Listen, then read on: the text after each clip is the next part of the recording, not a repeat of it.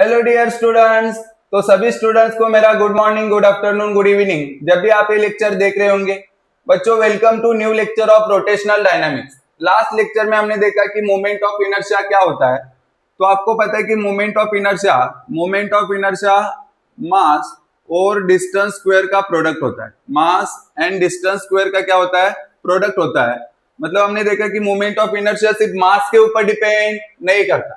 Moment of inertia mass distribution के ऊपर भी डिपेंड करता है कि मास डिस्ट्रीब्यूशन कितना ज्यादा है उतना ज्यादा मोमेंट ऑफ इनर्शिया होगा, जितना कम मास डिस्ट्रीब्यूशन होगा उतना कम मोमेंट ऑफ इनर्शिया होगा। इसी के अकॉर्डिंग हमने आंसर किया कि हमारे पास सपोज एक डिस्क है और हमारे पास एक रिंग है। तो रिंग कैसा होता है? हॉलो। डिस्क कैसे होता है? सॉलिड ऑब्जेक्ट है। तो हमने देखा कि रिंग में मास डिस्ट्रीब्यूशन ज्यादा होता है, ठीक है, डिस्क में मास डिस्ट्रीब्यूशन कम होता है। तो रिंग का मोमेंट ऑफ इनर्शिया ज्यादा होगा और डिस्क का मोमेंट ऑफ इनर्शिया क्या होता है? कम होता है। ठीक है, सबको क्लियर है?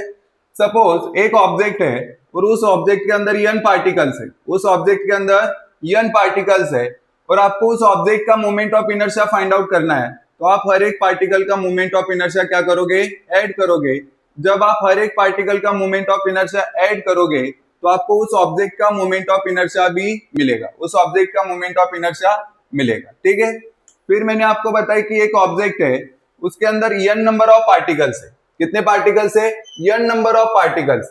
लेकिन सभी पार्टिकल का मास कैसे? सेम है। और उस केस में अगर आपको ऑब्जेक्ट का moment of inertia find out करना है, तो आप dm को जो पार्टिकल का मास है उसको r स्क्वायर के साथ क्या करोगे? इंटीग्रेट करोगे। तो आपको मिलेगा moment of inertia of that object. Limit क्या रखोगे? r1 से r2। जब हम यूज करेंगे तो आपको क्लियर होगा कि ये क्या है, ठीक है। उसके बाद मैंने आपको बताया कि जो एक्सिस ऑफ रोटेशन होता है, जिसके अबाउट कोई भी ऑब्जेक्ट रोटेट करेगा, वो एक्सिस ऑफ रोटेशन कितने टाइप के हो सकते हैं? उसमें से दो एक्सिस ऑफ रोटेशन सेंटर से पास करते हैं। एक एक्सिस ऑफ रोटेशन सेंटर से पास कर रहा है और सरफेस के साथ कैसा है? परपेंडिकुलर है। प्लेन के साथ कैसा है? परपेंडिकुलर था, ठीक है। दूसरा एक्सिस ऑफ रोटेशन सेंटर से पास कर रहा है, सरफेस के साथ परपेंडिकुलर नहीं है, डायमीटर के अलोंग पास कर रहा है। ये दूसरा एक्सिस ऑफ रोटेशन। फिर हमने देखा कि एक्सिस ऑफ रोटेशन टेंजेंट के अलोंग पास कर सकता है। एक्सिस ऑफ रोटेशन अगर टेंजेंट से पास कर रहा है और वो कैसे हो सकता है? सरफेस के साथ परपेंडिकुलर हो सकता है, या फिर सरफेस के प्लेन में हो सकता है, या फिर उसी ऑब्जेक्ट के प्लेन में हो सकता है। तो टोटल ओवरऑल हमने 4 एक्सिस ऑफ रोटेशन भी स्टडी किए, ठीक है। क्लियर हो रहा है सबको? तो आज के लेक्चर में हम क्या स्टडी करने वाले? आज के लेक्चर में हमें स्टडी करना है moment of inertia of uniform disc. हमारे पास एक यूनिफॉर्म डिस्क है, तो इसका मोमेंट ऑफ इनर्शिया कितना होगा, ये हमें आज के लेक्चर में कैलकुलेट करना, ठीक है। चलो स्टार्ट करें लेक्चर। तो बच्चों, हमारे सामने एक डिस्क है। इस डिस्क का मास हमें गिवन है m एंड रेडियस गिवन है r, ठीक है। m क्या है? m is the mass of disc. m उस डिस्क का क्या है? Mass of disc. m is the mass of disc. और r क्या है बच्चों? r is the radius of disc. r disc का क्या है? रेडियस है, रेडियस ऑफ डिस्क, ठीक है, रेडियस ऑफ डिस्क, ठीक है। तो हमें इस डिस्क का moment of inertia find out करना है। सर कौन से एक्सिस ऑफ रोटेशन के about moment of inertia find out करना है? बिकॉज हमारे पास कितने एक्सिस ऑफ रोटेशन है? 4 एक्सिस ऑफ रोटेशन। तो हमें उस एक्सिस ऑफ रोटेशन के about moment of inertia find out करना है जो सेंटर से पास हो रहा है और सरफेस के साथ परपेंडिकुलर है। जो सेंटर से पास हो रहा है और सरफेस के साथ कैसा है? परपेंडिकुलर है। उस एक्सिस ऑफ रोटेशन के अबाउट हमें moment of inertia find out करना। तो कैसे करेंगे? देखो, यहां पे ये सेंटर है, ठीक है। क्या है? सेंटर। तो सेंटर से r डिस्टेंस पे जाके हम यहाँ पे एक इलेमेंटल रिंग कट करेंगे। सेंटर से r डिस्टेंस पे जाके हम एक इलेमेंटल रिंग क्या करेंगे? कट करेंगे। यहाँ पे हमने एक इलेमेंटल रिंग कट किया, ठीक है। हम सेंटर से r डिस्टेंस पे गए और उस डिस्टेंस पे हमने एक इलेमेंटल रिंग कट किया। ये क्या है? Elemental ring. ऐसा क्यों किया? बिकॉज यहाँ पे हम इनफाइनाइट एलिमेंटल रिंग बना सकते, ठीक है। एलिमेंटल रिंग यहाँ पे हमने कट किया, ठीक है। और जो एलिमेंटल रिंग हमने कट किया है वो सेंटर से कितने डिस्टेंस पे कट किया, r डिस्टेंस पे। मतलब इस एलिमेंटल रिंग का जो रेडियस होगा, इस एलिमेंटल रिंग का जो रेडियस होगा वो क्या होगा, स्मॉल r होगा। और ये जो एलिमेंटल रिंग है इसका जो आपको विड्थ दिखाई दे रहा है, ये जो विड्थ है इसको हमने बोला dr। विड्थ क्या है, बहुत कम है। ये क्या है, विड्थ ऑफ एलिमेंटल रिंग। ये क्या है, width of elemental ring, width of elemental ring. ऐसे यहाँ पे हम इनफाइनाइट क्या बना सकते हैं, एलिमेंटल रिंग बना सकते हैं, विड्थ ऑफ एलिमेंटल रिंग। मैंने क्या बोला, यहाँ पे हम इनफाइनाइट एलिमेंटल रिंग बना सकते हैं। कैसे बना सकते हैं, मैंने यहाँ पे मैं सेंटर पे एलिमेंटल रिंग बना सकता हूँ। यहाँ पे हम एलिमेंटल रिंग को कट कर सकते हैं, यहाँ पे हम एलिमेंटल रिंग को कट कर सकते हैं। यहाँ पे हमने एलिमेंटल रिंग को कट किया, इसके बाहर भी मैं एलिमेंटल रिंग को कट कर सकता हूँ, इसके बाहर भी मैं एलिमेंटल रिंग को कट कर सकता हूँ। ऐसे हम यहाँ पे इनफाइनाइट एलिमेंटल रिंग को यहाँ से कट कर सकते, ठीक है। तो हमने इसमें से जो इनफाइनाइट नंबर है उसमें से एक रिंग यहाँ पे कट किया, ठीक है। उसको हमने बोला एलिमेंटल रिंग, और एलिमेंटल रिंग का रेडियस r है और उसका विड्थ क्या है, dr। सर हमने ऐसे एलिमेंटल रिंग को कट क्यों किया, बिकॉज जब हम इस एलिमेंटल रिंग का moment of inertia find out करेंगे और अगर हम उसको इंटीग्रेट करें, इस एलिमेंटल रिंग का moment of inertia find out करके अगर हम उस मोमेंट ऑफ इनर्शिया को इंटीग्रेट करें तो हमें क्या मिलेगा, इस डिस्क का मोमेंट ऑफ इनर्शिया मिलेगा, इस डिस्क का मोमेंट ऑफ इनर्शिया मिलेगा। तो सबसे पहले हमारा टारगेट क्या होगा, ये जो एलिमेंटल रिंग हमने यहाँ पे कट किया उसका moment of inertia find out करना। यहाँ पे जो हमने एलिमेंटल रिंग कट किया है उसका moment of inertia find out करना, ये हमारा क्या है, गोल है, ठीक है। सो देखो इस एलिमेंटल रिंग का जो मास है वो है dm, ठीक है। इसका मास बहुत कम है, dm is the mass of, किसका मास है, एलिमेंटल रिंग का। किसका मास है बच्चों, एलिमेंटल रिंग का मास। किसका मास है, एलिमेंटल रिंग का मास। क्लियर हुआ सबको, क्लियर हो रहा है, एलिमेंटल रिंग का मास बहुत आसान है, सिर्फ आप यहाँ पे ध्यान दें। तो इस एलिमेंटल रिंग का मोमेंट ऑफ इनर्शिया कितना होगा, तो देखो मोमेंट ऑफ इनर्शिया क्या होता है, mr स्क्वायर। क्या होता है, mr स्क्वायर, ठीक है। अगर किसी ऑब्जेक्ट का मास m है और एक्सिस ऑफ रोटेशन से डिस्टेंस r है, ठीक है, तो उस ऑब्जेक्ट का moment of inertia mr square होता है। लेकिन हमारे सामने यहाँ पे सिमेट्रिकल मास डिस्ट्रीब्यूशन है जो कि एक डिस्क है, इसका मोमेंट ऑफ इनर्शिया हमें फाइंड आउट करना है। तो उसके लिए हमने एक रिंग यहाँ पे कट किया जिसका रेडियस r है, उस रिंग का विड्थ dr है और उस रिंग का जो मास है वो कितना है, dm। चलो तो अगर मास dm है तो dm, अगर मास m होता तो m लिखते। मास dm है और एक्सिस ऑफ रोटेशन से डिस्टेंस कितना है, एक्सिस ऑफ रोटेशन से डिस्टेंस है r स्क्वायर, ठीक है, r स्क्वायर। चलो सर हमें ये तो मिल गया, अभी तक हमें कुछ नहीं मिला, ठीक है। आप समझ रहे हो कि हमें मिल गया लेकिन आपको कुछ भी नहीं मिला, ठीक है। तो अभी हमें क्या फाइंड आउट करना पड़ेगा, देखो यहाँ पे r तो ठीक है, r का मिनिमम वैल्यू कितना हो सकता है। अगर आप सेंटर पे कोई रिंग यहाँ पे कट करते तो उसका रेडियस अप्रोक्स 0 होता, और मैक्सिमम रेडियस वाला एलिमेंटल रिंग क्या हो सकता है, r वाला। सबसे बाहर जाके आपने एलिमेंटल रिंग कट किया तो उस एलिमेंटल रिंग का रेडियस कितना आएगा, कैपिटल R। तो मिनिमम रेडियस कितना हो सकता है, 0। मैक्सिमम रेडियस कितना हो सकता है एलिमेंटल रिंग का, कैपिटल R। चलो ये तो हमें क्लियर हुआ कि स्मॉल r का वैल्यू 0 हो सकता है मिनिमम, और मैक्सिमम कितना हो सकता है, कैपिटल R। इसके बीच में इनफाइनाइट वैल्यूज रहेंगे, इसके बीच में इनफाइनाइट वैल्यूज रहेंगे, मतलब यहाँ पे आप इनफाइनाइट रिंग बना सकते हो। क्लियर हो रहा है सबको, सबको क्लियर हो रहा है, हाँ। चलो अब हमारा टारगेट क्या है कि हमें मास फाइंड आउट करना है। ये जो एलिमेंटल रिंग हमने यहाँ पे सेलेक्ट किया है उसका हमें मास फाइंड आउट करना। हमें ओवरऑल डिस्क का मास तो पता है लेकिन एलिमेंटल रिंग का मास नहीं पता, ठीक है। तो एक बात ध्यान में रखो, अगर हमें किसी लीनियर ऑब्जेक्ट का मास फाइंड आउट करना है, लीनियर ऑब्जेक्ट का मास फाइंड आउट करना है तो वहां पे हम यूज करते हैं लैम्डा। लैम्डा का मीनिंग होता है mass per unit length. Lambda का मीनिंग क्या होता है बच्चों? लैम्डा का मीनिंग होता है मास पर यूनिट लेंथ। एक मीटर लीनियर ऑब्जेक्ट का मास कितना है, मतलब लीनियर मास डेंसिटी। दूसरा, अगर हमारे पास कोई 2D ऑब्जेक्ट है, अगर हमारे पास कोई 2D ऑब्जेक्ट है तो वहां पे हम यूज करते हैं सरफेस मास डेंसिटी। क्या यूज करते हैं? Surface mass density.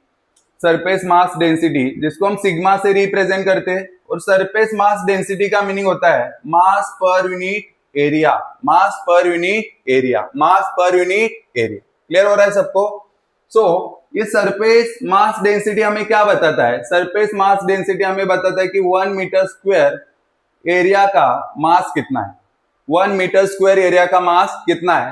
थर्ड हमारे पास होता है वॉल्यूम मास डेंसिटी। क्या होता है? वॉल्यूम मास डेंसिटी, जिसको हम रो से रिप्रेजेंट करते हैं और इसका मीनिंग होता है मास पर यूनिट वॉल्यूम। यह हमें बताता है कि 1 मीटर क्यूब ऑब्जेक्ट का मास कितना है। 1 मीटर क्यूब ऑब्जेक्ट का मास कितना है। तो इसमें से लीनियर मास डेंसिटी हम लीनियर ऑब्जेक्ट के लिए यूज करते हैं, जैसे कि रॉड के लिए यूज करते हैं। ठीक है। दूसरा, सरफेस मास डेंसिटी हम 2D ऑब्जेक्ट के लिए यूज करते हैं और 2D ऑब्जेक्ट को बोला जाता है लैमिनार ऑब्जेक्ट। यहाँ पे जो थर्ड है वॉल्यूम मास डेंसिटी, इसका यूज हम करते हैं कहाँ पे? 3D ऑब्जेक्ट के लिए, जैसे कि स्फीयर हुआ, हॉलो स्फीयर हुआ, सॉलिड स्फीयर हुआ। उसके केस में हम क्या यूज करेंगे? उस केस में हम यूज करेंगे वॉल्यूम मास डेंसिटी। क्या यूज करेंगे? Volume mass density. क्लियर हो रहा है? तो अभी मुझे एक बात बताओ, ये जो हमारे पास डिस्क है, ये कौन सा ऑब्जेक्ट है? सर डिस्क मतलब 2D ऑब्जेक्ट है। डिस्क मतलब हमारे पास कौन सा ऑब्जेक्ट है? 2D object. तो इस डिस्क के अंदर जो एक छोटा सा एलिमेंट हमने कट किया है, जो छोटा सा एलिमेंट हमने कट किया है, उसका मास फाइंड आउट करने के लिए क्या यूज करना पड़ेगा? Sir surface mass density. क्या यूज करना पड़ेगा? सरफेस मास डेंसिटी यूज करना पड़ेगा। तो चलो सरफेस मास डेंसिटी यूज करेंगे और हम क्या फाइंड आउट करेंगे? Mass of elemental ring. तो ये जो डिस्क हमारे पास है, इसका सरफेस मास डेंसिटी सिग्मा है। Sigma is the surface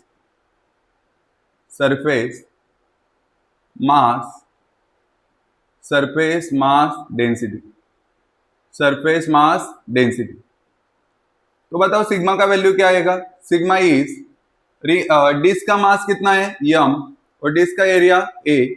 area का वैल्यू रखो। डिस्क का एरिया क्या होता है बच्चों? Pi r square. तो डिस्क का रेडियस आर था तो pi r square. This is sigma. ये क्या है? सिग्मा मतलब सरफेस मास डेंसिटी। यहां तक क्लियर है सबको? चलो, तो आपको पता है कि जितना सरफेस मास डेंसिटी इस डिस्क का है, वो किसी भी पार्ट के लिए क्या रहेगा? कांस्टेंट।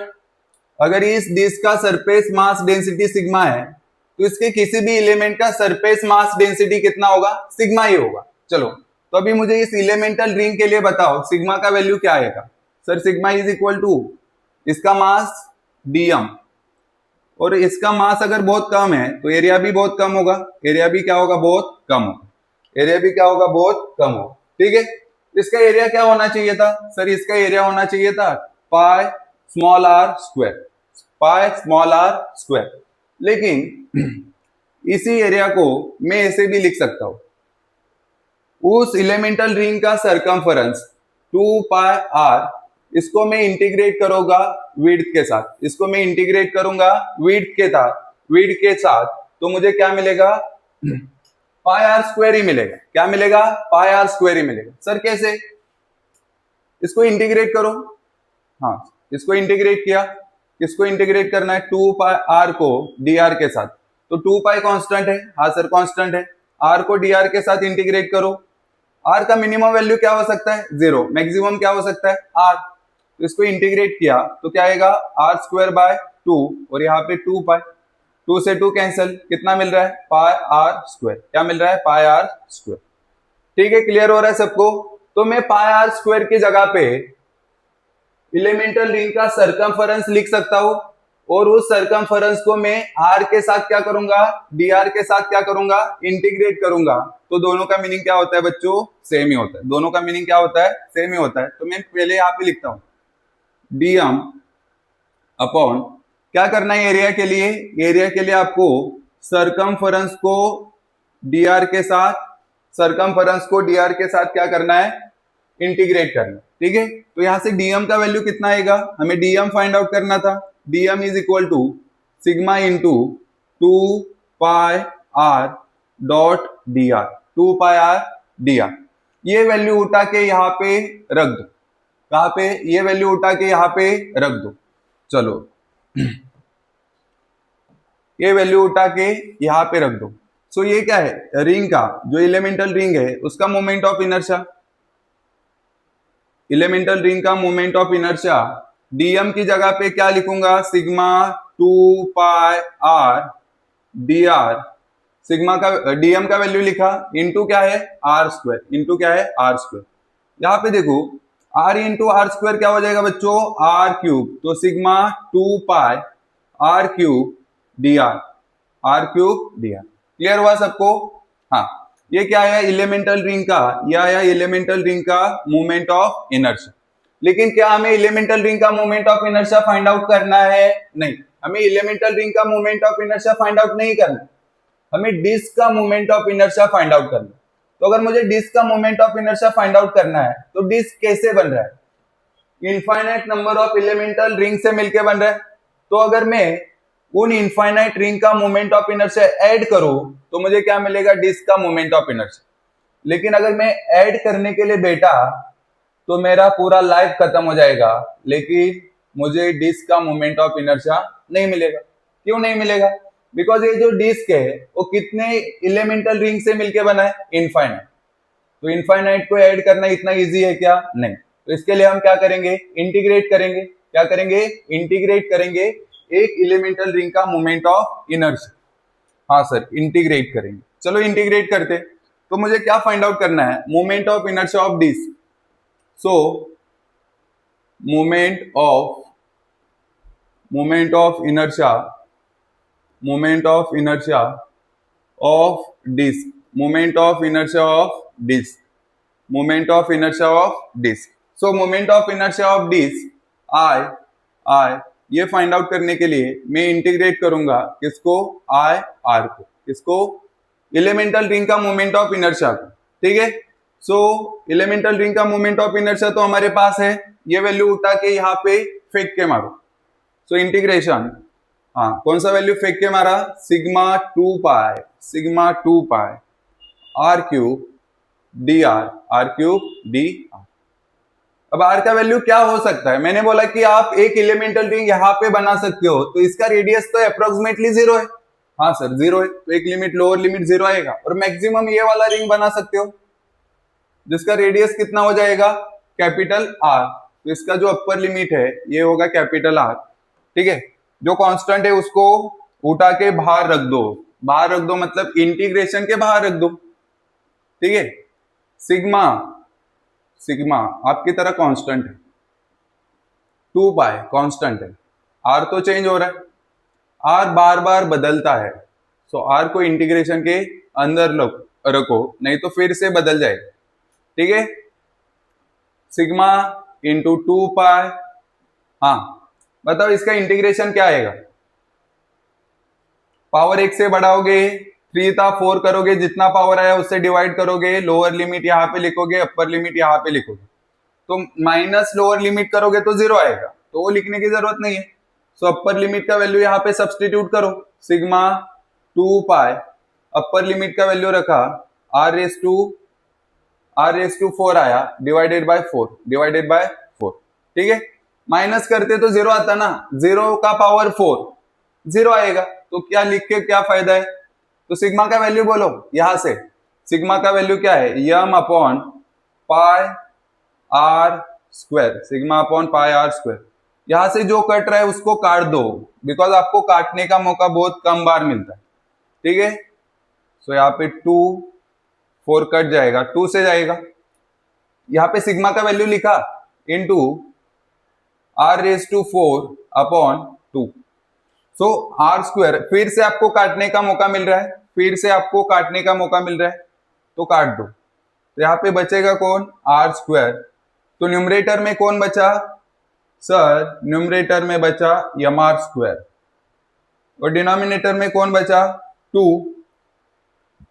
डिनोमिनेटर में कौन बचा 2, and this is the moment of inertia of uniform disc, this is moment of inertia of uniform disc. कितना आता है यमा स्क्वायर बाय 2, कौन से एक्सिस ऑफ रोटेशन के अबाउट, जो एक्सिस ऑफ रोटेशन सेंटर से पास कर रहा है, जो एक्सिस ऑफ रोटेशन सेंटर से पास कर रहा है और डिस्क के प्लेन के साथ कैसा है परपेंडिकुलर। ठीक है, तो फिर से देखो हमने moment of inertia of disc कैसे फाइंड आउट किया। सबसे पहले हमने सेंटर से r डिस्टेंस पे जाके एक एलिमेंटल रिंग कट किया। हमने बोला कि उसका रेडियस r है, ठीक है, रेडियस r है। रिंग का जो मास है वो हमने बोला कि मास बहुत कम है, dm है, और रिंग का विड्थ हमने बोला dr। ठीक है, यहां तक क्लियर सबको। तो मैंने बोला कि डिस्क बहुत सारे एलिमेंटल रिंग से मिलके बना है, disc infinite number of elemental ring से मिलके बना है। तो अगर हम किसी एक एलिमेंटल रिंग का moment of inertia find out करें और उनको ऐड करें, सभी का मोमेंट ऑफ इनर्शिया ऐड करें, तो हमें डिस्क का मोमेंट ऑफ इनर्शिया मिलेगा। हाँ, तो हमने जो रिंग सेलेक्ट किया था उसका moment of inertia find out किया, उसका मास dm, एक्सिस ऑफ रोटेशन से डिस्टेंस r, तो dm इंटू आर स्क्वायर। ठीक है, अब हमारे सामने क्वेश्चन क्या है कि हम मास को कैसे फाइंड आउट करें। तो मास को फाइंड आउट करने के हमारे पास टोटल 3 मेथड होते हैं। लीनियर ऑब्जेक्ट है तो linear mass density, laminar object है 2D ऑब्जेक्ट है तो सरफेस मास डेंसिटी, और अगर 3D ऑब्जेक्ट है जैसे कि स्फीयर है, ठीक है, तो उस केस में हम यूज करते हैं वॉल्यूमिक मास डेंसिटी। तो हमारे सामने डिस्क है, डिस्क कैसा ऑब्जेक्ट है, लेमिनार ऑब्जेक्ट है, लेमिनार ऑब्जेक्ट है मतलब 2D ऑब्जेक्ट है, तो डिस्क का मास फाइंड आउट करने के लिए आप यूज करोगे सरफेस मास डेंसिटी। तो surface mass density sigma, sigma का मीनिंग है मास पर यूनिट एरिया, तो हमने sigma is equal to mass upon area लिखा, area of disc is pi r square. ठीक है, तो जितना सरफेस मास डेंसिटी पूरे डिस्क का होगा वही किसी एलिमेंटल रिंग का होगा। ठीक है, बिकॉज वो तो कांस्टेंट है, सिग्मा तो क्या रहेगा, कांस्टेंट रहेगा। तो हमने यहाँ पे बोला कि sigma is equal to elemental ring का मास dm, एलिमेंटल रिंग का एरिया dA। तो अगर मुझे एलिमेंटल रिंग का एरिया लिखना होता तो मैं डायरेक्टली पाई आर स्क्वायर लिख सकता था, पाई आर स्क्वायर लिख सकते हो, या फिर उसी की जगह पे हम और क्या लिख सकते हैं 2 पाई आर, और इसको dr के साथ इंटीग्रेट कर दो। इंटीग्रेट करोगे तो फिर से आपको यही मिलेगा। और यहाँ पे जो आपने 2 पाई आर स्क्वायर लिखा है इसको भी आप ऐसे लिख सकते हो, पाई आर स्क्वायर को भी आप ये लिख सकते थे, कैसे लिख सकते थे 2 pi R, circumference 2 pi R, और इसको सॉरी यहाँ पे capital R 2 pi R into dr। फिर से आपका आंसर वही रहता, आपका आंसर फिर से वही रहता। ठीक है, उसके बाद हमने सॉल्व किया और सॉल्व करने के बाद हमें ये जो एक्सिस ऑफ रोटेशन है, इस एक्सिस ऑफ रोटेशन के अबाउट डिस्क का मोमेंट ऑफ इनर्शिया मिला, कितना आया mr square by 2। I hope कि सबको डिस्क का मोमेंट ऑफ इनर्शिया कैसे फाइंड आउट करना है ये अच्छे से समझ में आया होगा। ठीक है, नोट्स को अच्छे से प्रिपेयर करो, अच्छे से रिवाइज करो, and all the very best.